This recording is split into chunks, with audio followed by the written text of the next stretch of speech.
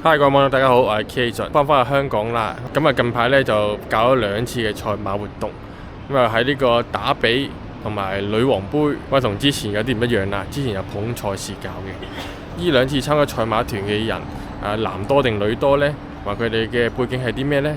一陣再同大家講啦。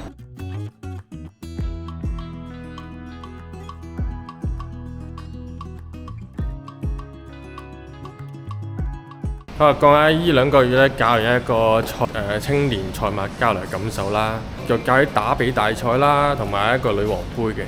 咁呢兩團嚟講呢，其實每一團都有成20人，都非常之多啦。好啦，點解會揀喺呢啲嘅大賽日子呢？因為其實嗰個氣氛咧特別之好嘅，即係成場都爆滿嘅樣。咁又睇到可以馬王啊出戰啊，或者啲嘅4歲最叻嘅馬去出戰啊咁樣。咁嚟嘅人呢，其實即係大家都唔好諗住，男仔中意睇馬多啲喎。其實反而呢，兩團嚟講，尤其是打比嗰團咧更加誇張。有18個人嚟，有16個都係女仔，得2個男仔。喂，即係完全係壓倒性咁嚟喎。當然啦，依家女仔呢，可能分鐘仲中意睇馬過男仔。尤其是可能深圳呢一邊，佢可能更加好奇心更加重。呢邊啲女仔呢，中意係出去見識下啊，或者即係其實佢哋可能呢已經去周遊列國都唔出奇啦，即係去晒歐洲啊、美國啊等等，所以都想嚟參加呢個賽馬青年交流啊。啲人呢，可能喺電視上面見過，但係真真正正呢，真係未去睇過嘅。而且嚟嘅人都好年輕喎，啲女仔即係可能都係20幾歲咁嘅樣。有啲就係做一啲嘅外貿生意啦。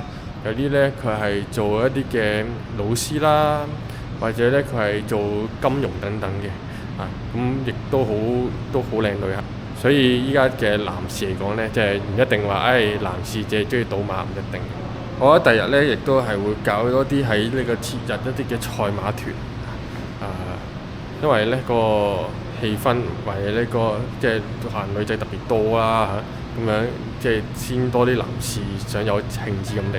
其實我哋分鐘都仲想招多啲男士嘅，即係如果跑馬團嚟講，因為呢，即係女仔太多啦咁樣，即係如果啲男仔可以教下佢哋點樣去賭馬啊，咁唔使我自己一個人講咁辛苦呢，其實真係更加之好。亦都有啲男仔呢，其實即係香港男士啦，即係佢哋識玩馬，咁教埋個女仔去點樣去睇馬，咁其實呢啲亦都係一個加分嘅項目嚟。我哋依家有個新出嘅小程序啦，叫做深港盒，入邊有每週有唔同嘅活動，有興趣交友或者創業活動都有嘅。大家有興趣都可以去我哋一個小程序睇一睇嘅，亦都有啲會員計劃啊，或者幫助大家脫單嘅服務啊等等嘅。我哋下次再見啦，拜拜。